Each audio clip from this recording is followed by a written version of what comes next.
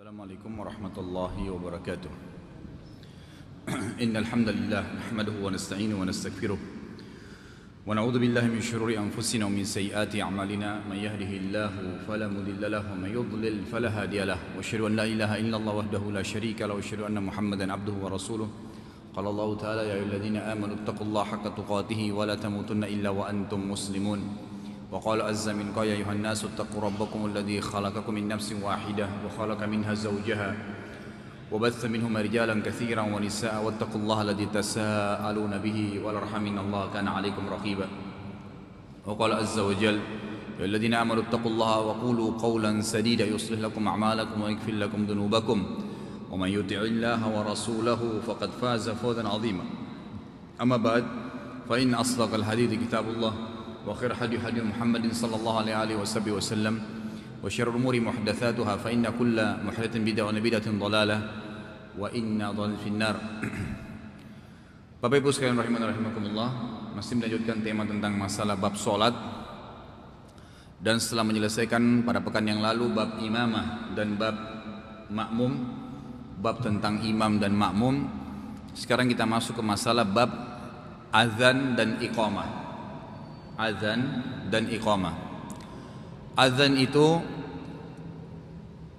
kalau kita terjemahkan secara langsung maknanya adalah secara etimologi panggilan. Kalau secara terminologi istilahnya maka dia berarti panggilan yang dikhususkan untuk menandakan waktu masuknya sholat. Azan ini hukumnya jemaah sekalian adalah fardu kifayah. Fard artinya kewajiban, kifayah artinya cukup kalau sudah ada orang yang melakukannya. Sama hukum fardu kifayah lain itu sholat jenazah, itu hukumnya fardu kifayah. Artinya dia wajib, tetapi kalau sudah ada yang kerjakan udah menutupi kewajiban muslimin yang lainnya. Azan ini disampaikan oleh Nabi SAW sebagaimana disebutkan oleh Syekh Abu Bakar rahimahullah. Beliau mengatakan azan termasuk salah satu kewajib kifayah yang dilakukan oleh sebagian orang dan itu sudah mencukupi kaum muslimin, maka hal ini telah menggugurkan kewajiban yang lainnya.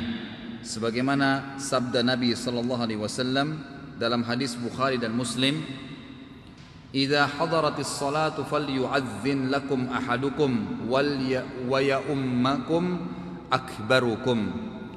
Jika telah datang waktu salat maka hendaklah salah seorang saja di antara kalian mengumandangkan azan dan hendaklah orang yang paling tua yang mengimami kalian. Berarti hadis ini menjelaskan kepada kita dalam riwayat Bukhari dan Muslim bahwasanya hukum daripada azan adalah fardu kifayah. Juga ulama mengatakan bagian daripada fardu kifayah kalau seandainya ada seorang muadzin yang dianggap orang itu sudah kompeten, suaranya udah bagus, orangnya layak untuk menjadi muadzin, bisa on time, memperhatikan waktu sholat, maka sebaiknya dia tidak diganti. Sebaiknya dia tidak diganti, kecuali memang sesekali mungkin ada orang yang datang untuk azan dan dipersilahkan oleh dia, nggak masalah. Karena Nabi SAW tidak pernah mengganti-ganti muadzin beliau. Bilal dan Ibnu Ummul Maktum memang dua orang, tapi ini semuanya sampai Nabi SAW meninggal. Jadi tidak ada pergantian muadzin. Dan ini termasuk sunnah Nabi SAW. Sedangkan historinya, dari mana azan itu datang? Waktu Nabi SAW pertama kali hijrah ke Madinah, tahun pertama belum ada masalah azan. Memang diperintahin sholat, sudah ada perintah Isra dan Mi'raj, tapi belum ada azan waktu itu, belum ada iqamah. Jadi para sahabat itu pada saat memperkirakan waktu masuk sholat, mereka tinggal kumpul aja di masjid Nabi lalu sholat bersama Nabi SAW. Lalu Nabi berkata pada tahun pertama hijrah ke Madinah, coba carikan untuk saya sesuatu yang bisa menjadi kumandan kalian kalau sholat. Belum dinamakan azan waktu itu. Lalu sepakatlah sahabat bersama Nabi SAW untuk mencari sebuah lonceng. Karena orang-orang Nasrani menggunakan lonceng.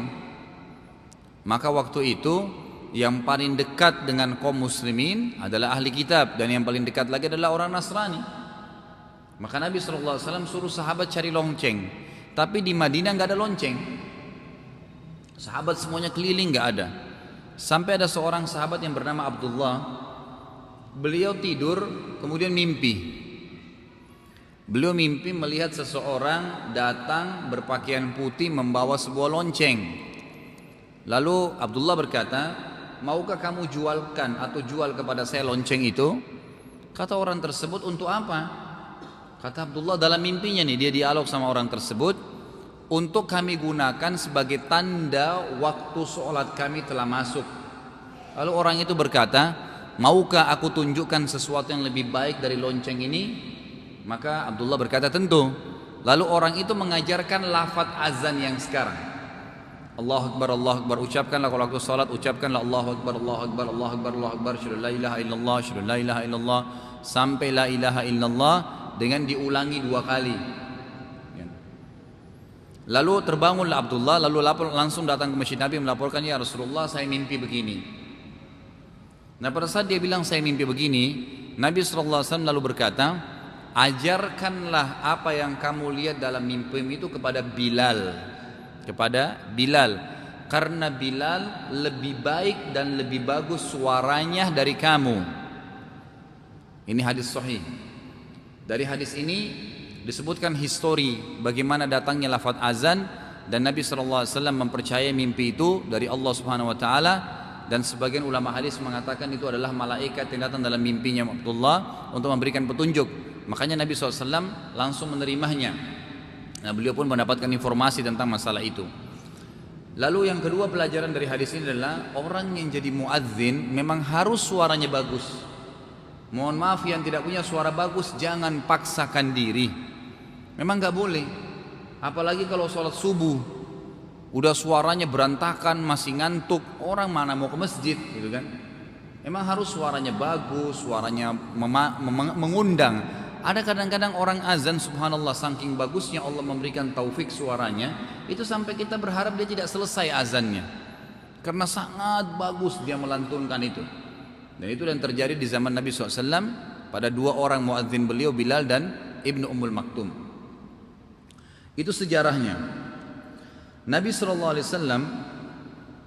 juga memberikan peringatan kepada orang yang musafir pun, itu kalau dia bisa dianjurkan azan. Kalau dia tidak bisa dan waktu sholat sudah masuk, apalagi kalau dia masuk sebuah masjid, maka cukup dia iqamah kalau sudah azan sebelumnya. Karena jumhur ulama sepakat mengatakan azan di satu lokasi yang terdengar azan itu mencukupi sebenarnya untuk lokasi itu. Jadi misalnya di daerah jalan raya ini ada Masjid Al-Azhar dan sudah azan, dan ini terdengar dari ujung jalan ke ujung jalan, maka itu sudah cukup sebenarnya azannya untuk satu lokasi. Tetapi pada saat ada beberapa masjid, maka dibolehkan azan setiap masjid, kan gitu. Cuma seperti misalnya ada muslimah yang mau sholat di rumahnya, ada musafir yang mau sholat, maka itu sudah cukup tanda azan itu untuk satu lokasi, kan? Baik, Nabi SAW pernah mengingatkan kepada seorang sahabat yang hampir setiap hari membawa gembalan kambingnya jauh keluar dari kota Madinah. Beliau mengatakan, fa idza kunta fi ghanamika aw badiyataka fa azanta bis salati farfa sautaka bin nida fa innahu la yasma'u mada sautil muadzin jinnun wala insun wala syai'un illa syahida lahu yaumal qiyamah. Hadis ini diriwayatkan oleh Imam Bukhari. Artinya, jika kamu sedang mengembalakan kambingmu atau berada di padang pasirmu, musafir jarak jauh, hendaklah kamu mengumandangkan azan solat saat solat itu tiba, dan keraskanlah suaramu ketika mengumandangkan azan, karena tidak ada jin, manusia atau sesuatu apapun yang mendengarkan suara azanmu kecuali mereka akan menjadi saksi bagimu pada hari kiamat. Jadi muadzin diminta untuk mengeraskan suaranya. Sementara lafaz azan sebenarnya ada dua pendapat. Lafaz azan seperti biasa Allahu Akbar sekali saja. Karena ada sekarang yang kita kerjakan Allahu Akbar sekali lagi. Allahu Akbar berarti 4 kali ya. Itu lafaz, sebuah lafaz. Lafaz yang lain cuma sekali. Allahu Akbar cukup langsung.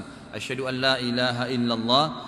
Dua kali. Asyhadu an la ilaha illallah. Asyhadu anna Muhammadar Rasulullah. Asyhadu anna Muhammadar Rasulullah 2 kali. Hayya 'alas shalah, hayya 'alas shalah, hayya 'al falah, hayya 'al falah. Ini dibaca semua 2 kali. Kecuali pada saat subuh ditambah as-salatu khairum minan naum. Ini 2 kali juga as-salatu khairum minan naum. Dan khilaf di antara ulama. Karena di zaman Nabi SAW khusus sholat subuh itu azan 2 kali. Azan 2 kali. Dan ini yang kita tidak kerjakan sekarang, mestinya dihidupkan. Azan pertama itu dikumandangkan oleh Bilal radhiyallahu anhu. Kata Nabi SAW, kalau kalian dengarkan azannya Bilal kepada para sahabat, maka tetaplah makan di Ramadan. Silakan makan, gak masalah. Karena itu belum masuk waktu subuh. Dan kalau kalian dengarkan azannya Ibnu Ummul Maktum, maka kalian berhentilah makan, sudah masuk waktu subuh. Kata ulama durasinya sekitar 45 menit sampai sejam. Fungsinya azan pertama itu jemaah sekalian untuk membangunkan orang yang belum sholat malam agar sholat tahajud, dan orang yang sudah sholat semalam suntuk tahajud boleh istirahat sejenak. Itu fungsi daripada azan pertama. Termasuk waktu baiknya orang bangun untuk makan sahur. Karena sabda Nabi SAW, makanlah, ya, disuruh makan. Dan ini semestinya, mesti kita di Indonesia melakukan 2 azan ini. Ya, sudah semestinya. Jadi ada yang memperingatkan bangun sholat tahajud dan istirahat orang yang sudah semalam suntuk ibadah, dan ada waktu masuknya subuh. Ya, ini juga apalagi di bulan Ramadan sangat dibutuhkan. Sayangnya kita sekarang tidak pakai azan, tapi kita pakai kaset-kaset ngaji atau salawatan yang memang di zaman Nabi SAW tidak ada itu. Yang mestinya azan yang dilakukan, azan yang dilakukan. Nah, hayya as-salatu khairum minan naum ini khilaf di antara ulama, apakah dibaca di azan pertama atau azan kedua. Ada yang mengatakan di dua-duanya, di azan pertama, azan kedua. Ada yang mengatakan tidak, dibaca di azan pertama, azan kedua tidak pakai lagi as-salatu khairum minan naum. Jadi azan pertama yang membangunkan orang sholat tahajud itu yang dipakai, gitu kan. Ada juga yang mengatakan tidak, azan pertama nggak pakai, azan kedua baru pakai as-salatu khairum minan naum untuk membangunkan orang sholat subuh. Tapi ala kulli hal, khilaf di antara ulama ini semuanya memiliki istinbat hukum. Karena memang datangnya lafaz tentang as-salatu khairum minan naum datang secara umum.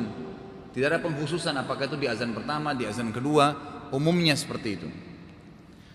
Lalu juga ada lafaz kedua, takbirnya dibaca sebanyak 4 kali. Ya, seperti umumnya kita lakukan sekarang, dan yang lainnya 2 kali. Hanya saja pada saat menutup azan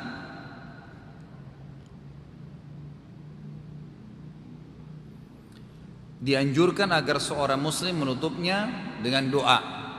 Dan ini akan kita masuk dalam beberapa hal yang berhubungan dengan masalah apa yang harus dikerjakan atau disunnahkan pada saat azan dikumandangkan dan sesudah azan.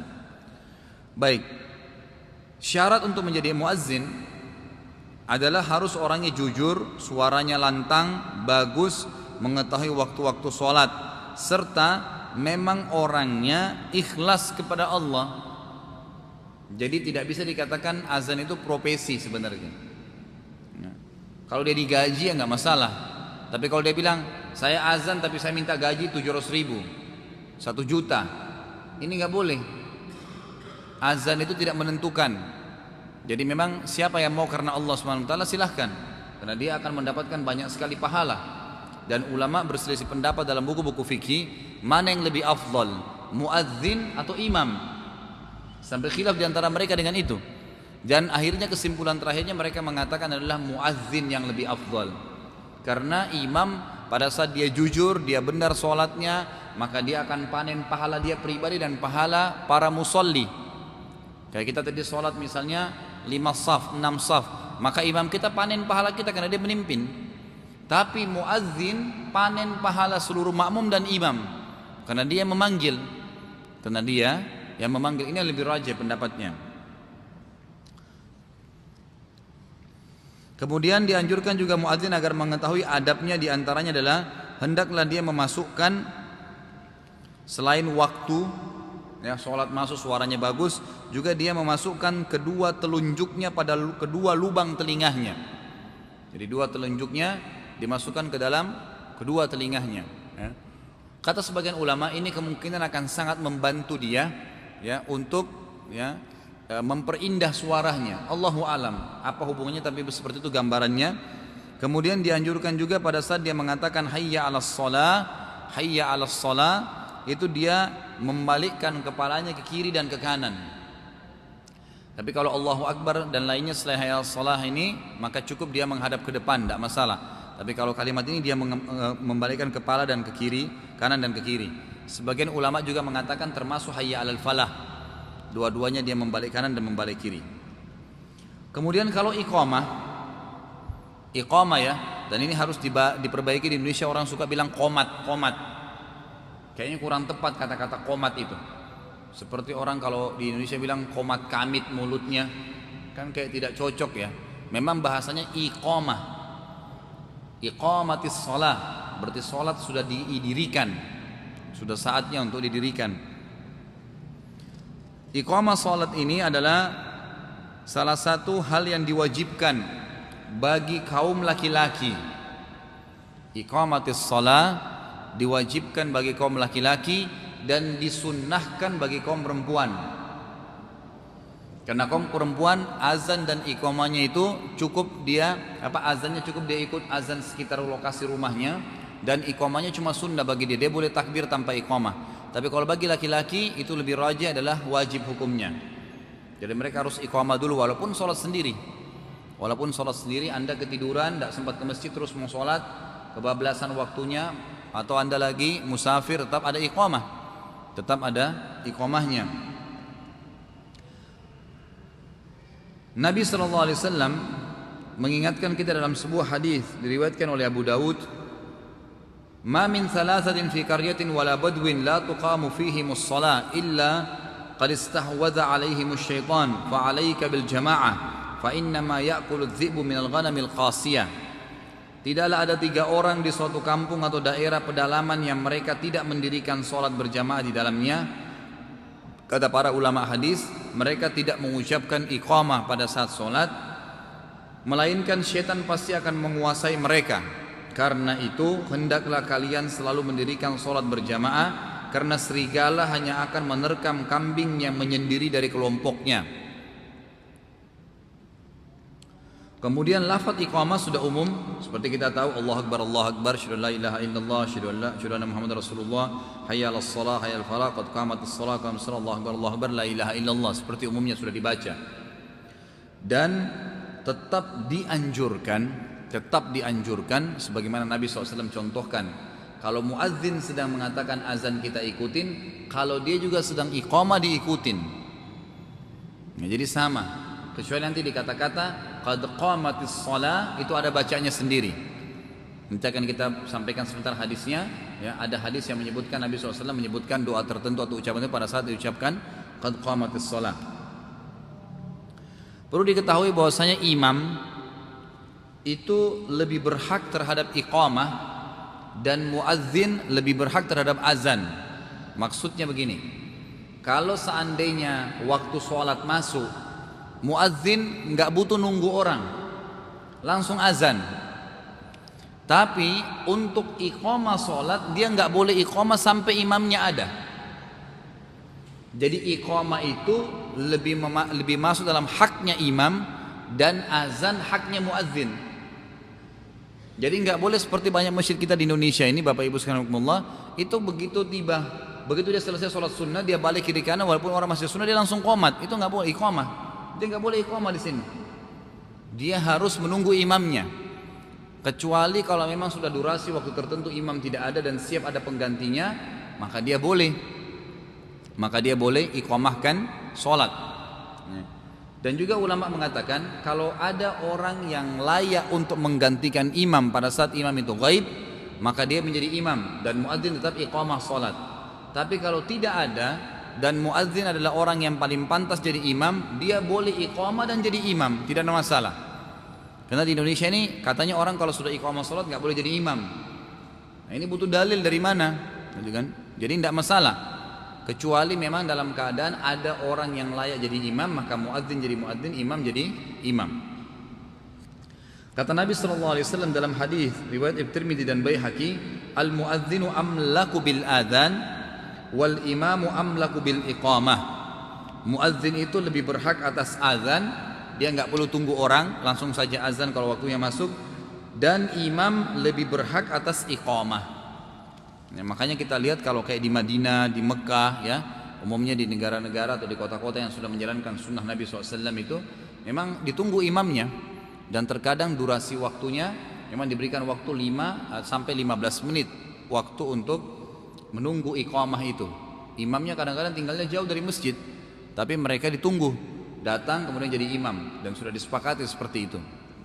Makanya makmumnya antara azan dan iqamah itu masih sempat zikir, masih sempat sholat qabliyah, masih sempat berdoa, masih sempat baca Quran, karena durasi waktunya cukup lama.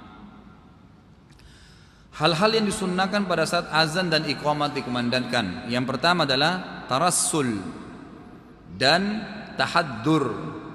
Tarassul itu adalah tidak terburu-buru dalam mengucapkan azan, pelan-pelan. Allahu Akbar, pelan-pelan. Kalau azan itu namanya tarassul, pelan-pelan sampai selesai. Dan tahadzur itu lebih cepat pada saat iqamah. Jadi kalau iqamah itu lebih cepat ucapannya, kalau azan lebih pelan.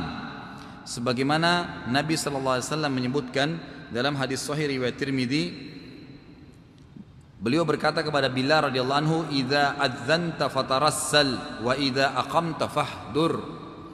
Kalau engkau sedang mengumandangkan azan maka perlahankanlah suaramu, sedangkan kalau kau mengumandangkan iqamah maka hendaklah kau mempercepat ucapanmu.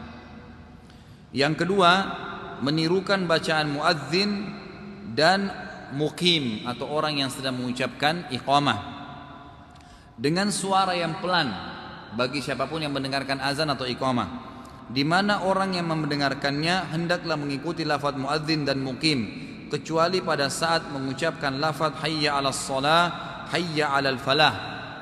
Maka siapapun yang mendengarkan disunnahkan mengucapkan la haula wala quwwata illa billah. Jadi kalau mengucapkan hayya 'alas shalah, hayya 'alal falah, ini dibacakan la haula wala quwwata illa billah. Dan kalau seandainya iqamah dikatakan qad qamatis salatu qad qamatis shalah, sungguh salat itu, sungguh salat telah didirikan dan sungguh salat telah didirikan, maka kita disunnahkan mengucapkan aqamahallahu wa adamaha.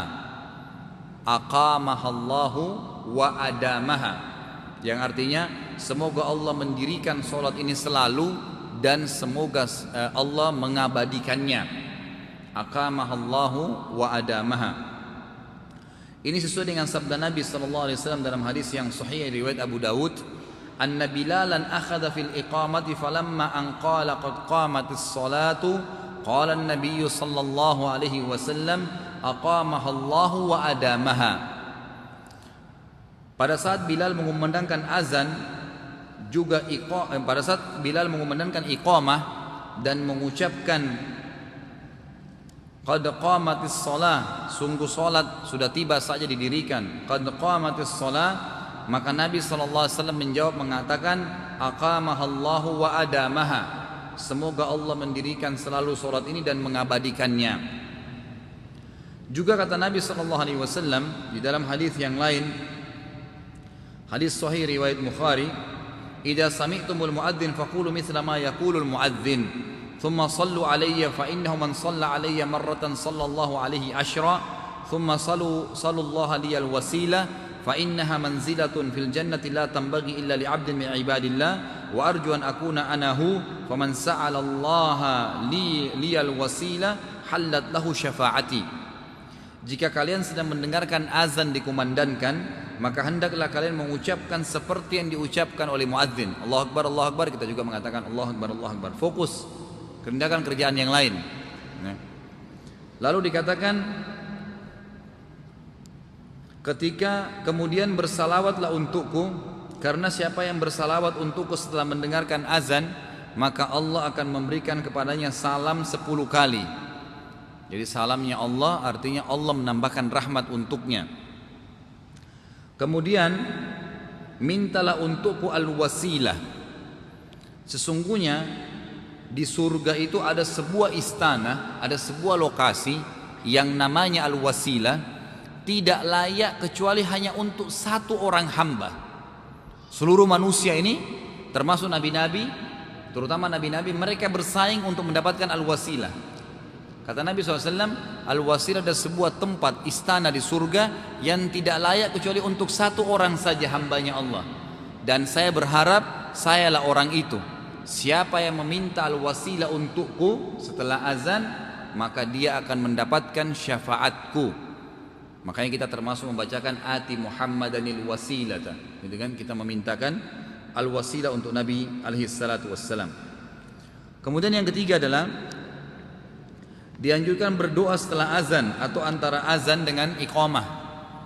Ya, tadi setelah kita ucapkan, menirukan muazzin, kemudian kita mengucapkan seperti yang diucapkan, lalu terakhir adalah kita berdoa pada saat azan dan iqamah. Dan ini juga perlu diketahui, alhamdulillah masjid ini cukup lumayan ya, meletakkan durasi mungkin sekitar 5 menit, itu sangat baik sebenarnya. Karena sholat sunnah butuh kurang lebih setiap rakaat 1 menit kalau kita hitung ya. Kalau dia harus sholat 4 rakaat sebelumnya, misalnya seperti sholat duhur, sebelumnya ada 4 rakaat, sebelum asar ada 4 rakaat. Nah ini kalau dikerjakan butuh 4 menit, itu saya sudah 4 menit. Jadi kalau 5 menit berarti 1 menit ada kesempatan bisa berdoa. Karena antara azan dan iqamah itu doa dijamin diterima oleh Allah Subhanahu wa Ta'ala. Jadi jangan disia-siakan. Sebagaimana sabda Nabi SAW dalam hadis yang sahih, riwayat Imam Ahmad, ad-du'a'u la yuraddu bainal adhani wal iqamah. Doa yang dipanjatkan antara azan dan iqamah tidak akan ditolak. Tidak akan ditolak. Jadi kita bisa gunakan, maksimalin doa itu.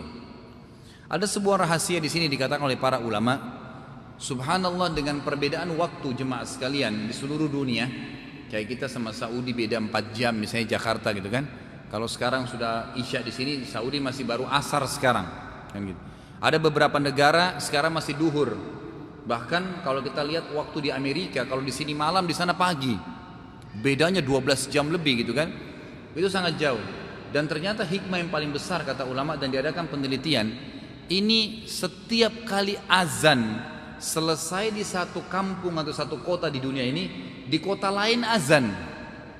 Dan selama 24 jam tidak pernah berhenti azan. Luar biasa itu. Itu satu survei.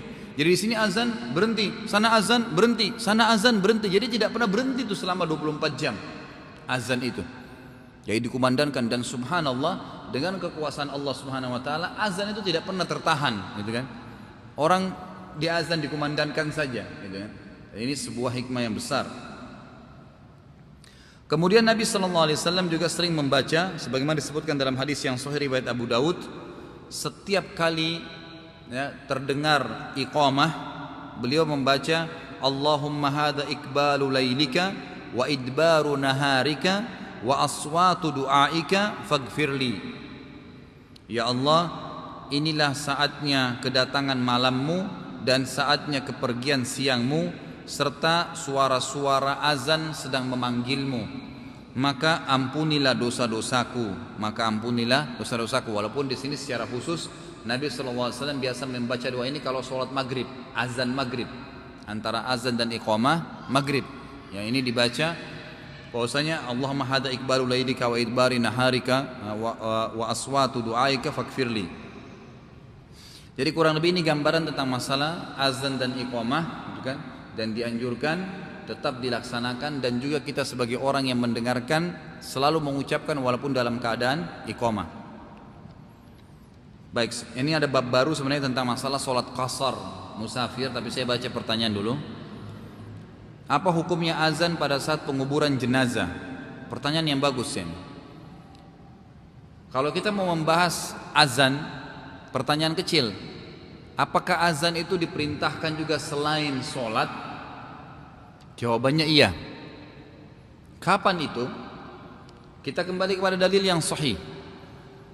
Pertama, selain sholat 5 waktu, yang ada azannya juga itu dalam riwayat yang hasan disebutkan adalah pada saat kebakaran terjadi.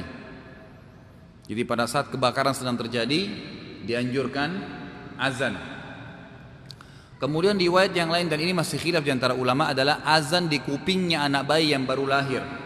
Kalau iqamah itu tidak ada, kena dhaif. Tidak ada iqamah di telinga kirinya, tapi kalau azan ini masih dihasankan riwayatnya oleh Ibnu Qayyim rahimahullah dalam buku beliau Tuhfatul Maulud. Jadi kalau azan dianjurkan pada saat di bayi itu. Pertanyaannya, adakah azan yang lain seperti di Indonesia dikerjakan kalau jenazah diturunkan ada azan di kuburan, atau misalnya lagi ada pesawat yang goncang biasanya ada orang yang azan, atau sedang meruqyah orang yang kerasukan jin pakai azan. Semua ini tidak ada jemaah sekalian. Tidak pernah Nabi SAW dalam hadis satupun atau para sahabat azan di kuburan.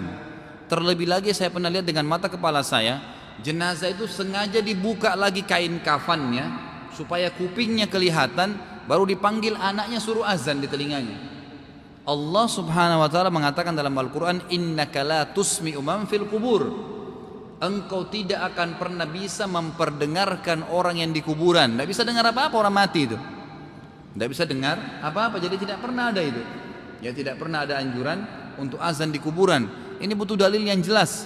Bahkan tadi Allah mengatakan kalian tidak akan pernah bisa memperdengarkan orang yang di kuburan. Tidak bisa sama sekali. Mereka tidak bisa dengar kita, kita nggak bisa dengar dia.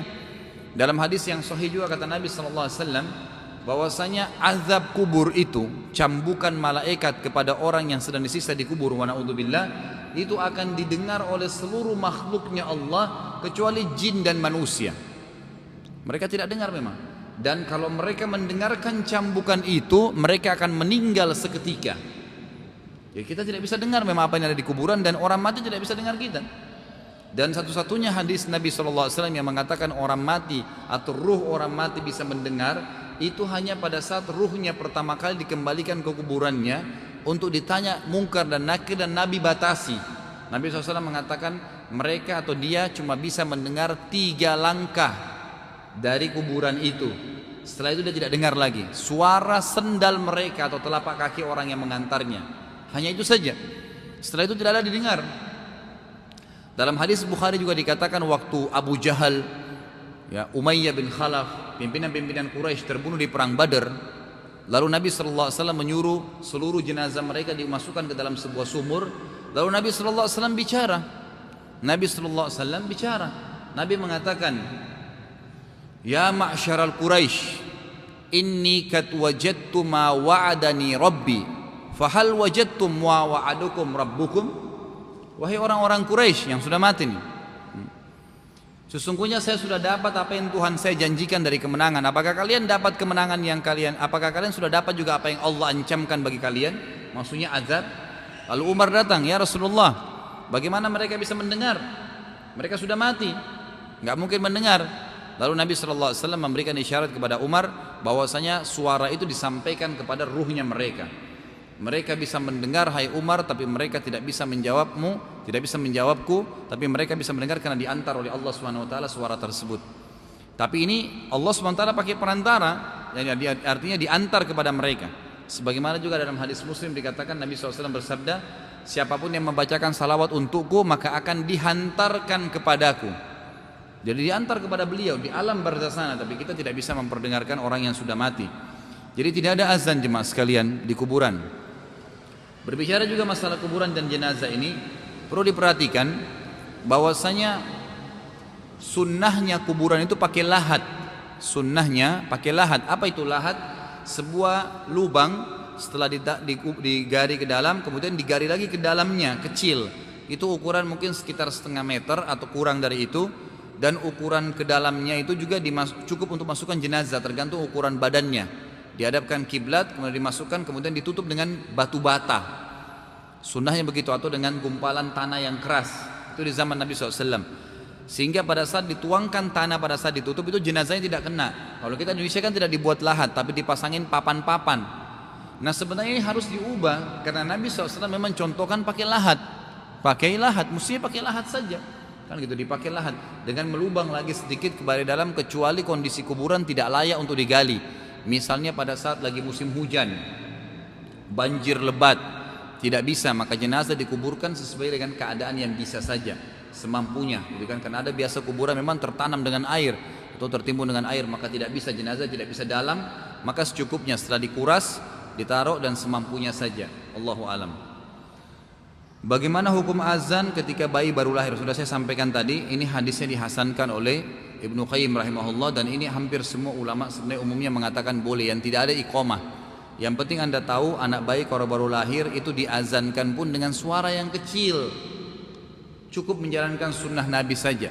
Karena ada kejadian pernah salah satu orang yang kami kenal di Surabaya waktu itu, waktu anaknya lahir disuruh azan-azanin, itu dia masuk ke ruangan bayi, dia teriak seperti azan jadi muazin di masjid.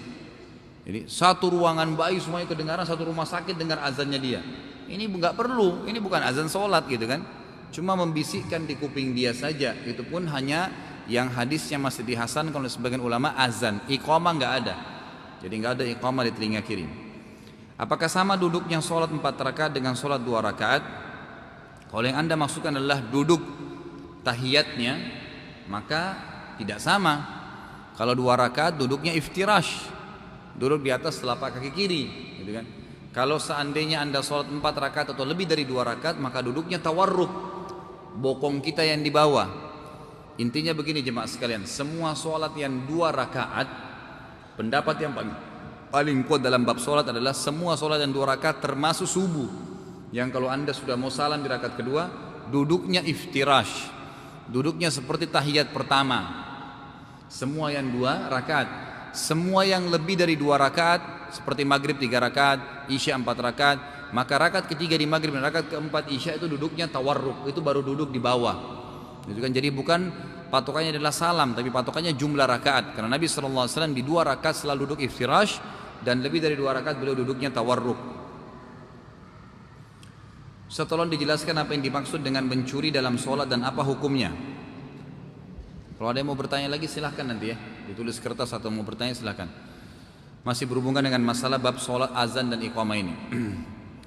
Jadi yang dimaksud dengan mencuri dalam sholat adalah hadis Nabi SAW. Beliau mengatakan dalam hadis sahih riwayat ahli sunan, orang atau pencuri yang paling buruk adalah orang yang mencuri dalam sholatnya. Lalu para sahabat mengatakan, ya Rasulullah, bagaimana caranya orang mencuri dalam sholat? Lalu Nabi SAW mengatakan, dia tidak memberikan hak ruku dan sujudnya. Ruku dan sujudnya tidak memberikan hak itu. Dia tidak memberikan hak itu. Maka ini berarti kata para ulama, bisa saja lafadz hadis seperti zahirnya. Artinya dosa orang yang tergesa-gesa sementara ruku dan sujud, seperti Abdullah bin Mas'ud mengatakan radhiyallahu anhu, kami dilarang oleh Nabi SAW sujud dan ruku seperti ayam mematok jagung. Allahu Akbar, Allahu Akbar, Allahu Akbar, Allahu Akbar, enggak ada kejelasan. Harus tenang, Allahu Akbar, Sami Allahu liman hamida, Allahu Akbar, baca dengan tenang. Dan Nabi SAW mengatakan, lakukanlah semua gerakan sholat itu sampai sendi-sendi semua kembali pada tempatnya. Semua sendi-sendi kembali kepada tempatnya. Jadi ini perlu diketahui, kan gitu. Makanya di sini tidak boleh kita ruku dan sujud dengan buru-buru. Pertama, ya, itu bisa membuat dia berdosa besar karena Nabi SAW mengancamnya dan mengancamnya sebagai pencuri. Yang kedua, dia kehilangan banyak sekali pahala sholat itu sendiri.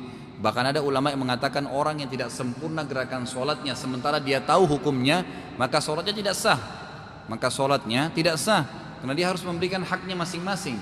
Dan Nabi SAW berkata kepada sahabat yang sedang datang dan sholatnya salah, beliau mengatakan, ulangilah sholatmu karena kau belum sholat. Ya, menandakan orang kalau gerakannya salah tidak sah sholatnya. Lalu sahabat itu ulangi lagi, tapi gerakannya sama, buru-buru, cepat-cepat. Kata Nabi SAW setelah dia salam, ulangi lagi sholatmu, kamu belum sholat. Dia sholat yang ketiga. Setelah itu dia cepat lagi sama, Nabi SAW mengatakan, ulangi sholatmu, kamu belum sholat. Lalu dia mengatakan, ya Rasulullah, saya tidak mengerti, ajarkanlah saya. Lalu Nabi SAW ajarin, kalau kau akan sholat, tenangkanlah dirimu, hadapkanlah kepala wajahmu ke kiblat, ya, tubuhmu ke kiblat, lalu pandangkanlah matamu ke tempat sujud dan mulailah bertakbir dengan tenang. Kemudian letakkanlah tanganmu di dada, ya, keduanya kiri dan kanan ditumpukan. Kemudian tenanglah sampai sendi-sendimu kembali semua pada tempatnya, baru kau mulai membaca iftitah, baru baca Al-Fatihah, baru baca surah. Kemudian bertakbirlah untuk ruku. Sampai suatu saat kamu sudah letakkan tanganmu di lututmu, sampai sendi-sendi semuanya tenang, barulah, gitu kan? Barulah baca Subhana Rabbil Azim. Begitu terus sampai selesai sholat.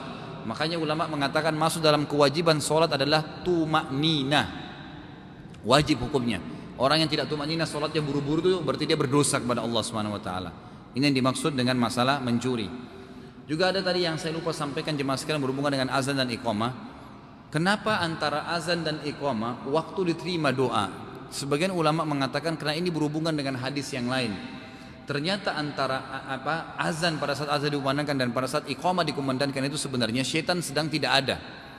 Kata Nabi SAW dalam hadis riwayat Muslim, kalau azan sedang dikumandangkan maka syaitan lari terbirit-birit sampai ia mengeluarkan angin atau kentut ya, ke tempat yang dia tidak dengar azan. Setelah selesai azan dia akan kembali lagi untuk menggoda. Kemudian pada saat iqamah dikumandangkan dia akan lari lagi sampai selesai iqamah, lalu dia kembali untuk menggoda orang yang sholat. Kata para ulama, yang dimaksud sini syaitan pergi artinya godaan syaitan akan sangat lemah sekali pada saat itu ya, karena azan. Dan juga ada hadis lain berhubungan dengan masalah azan yang jemaah sekalian, siapa yang sedang mendengarkan azan dianjurkan untuk mengucapkan 2 kalimat syahadat. Sebagaimana sabda Nabi SAW, siapa yang mendengarkan azan lalu dia mengatakan asyhadu an la ilaha illallah wahdahu la syarikalah wa anna muhammadan abduhu wa rasuluh, terus ditambah raditu billahi rabba wa bi muhammadir rasul wa bil islami dina, akan diampuni dosanya yang lalu. Akan diampuni dosanya yang lalu. Allahu alam. Jadi di sini ada beberapa hal yang tadi kita tambahkan berhubungan dengan masalah azan ini dan iqamah. InsyaAllah kita lanjutkan lagi nanti setelah Senin akan datang dengan masalah solat qasar dan solat jama', serta juga ada solat dalam keadaan orang takut atau genting ya. Sudah masuk waktu ya? Oh masih ada 3 menit. Ada yang mau bertanya lagi? Ya silakan. Kenapa? Solat sunnah? Enggak ada. Hanya solat wajib. Azan dan iqamah itu dikerjakan pada saat sholat wajib. Sunnah tidak ada. Yang di belakang?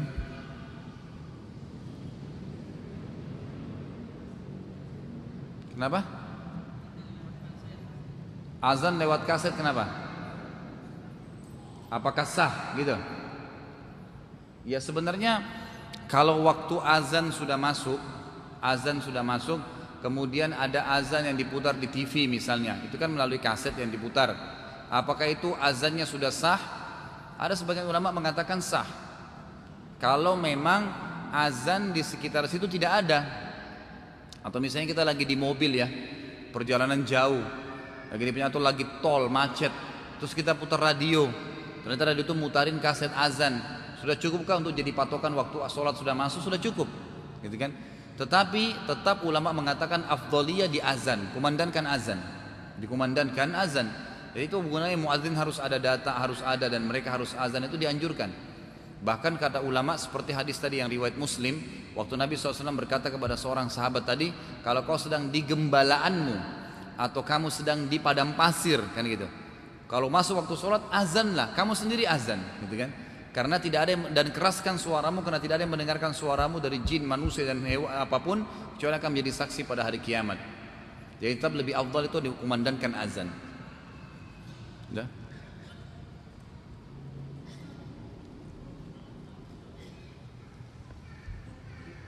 Beduk kenapa? Beduk sebenarnya tidak ada sunnahnya ya. Kayak di Indonesia, beduk di Indonesia kan dulu digunakan beduk itu untuk menjadi peringat waktu sholat kan gitu, karena azan dikhawatirkan tidak cukup.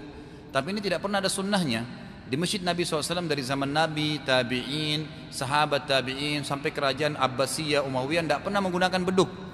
Tidak pernah. Itu cuma ijtihad di sebagian wilayah Asia Tenggara. Karena sebenarnya selain masjid, memang zaman dulu itu biasanya kulit itu digunakan untuk beduk ya, jadi dipakailah di masjid oleh kaum muslimin. Tapi itu sebenarnya tidak ada sunnahnya.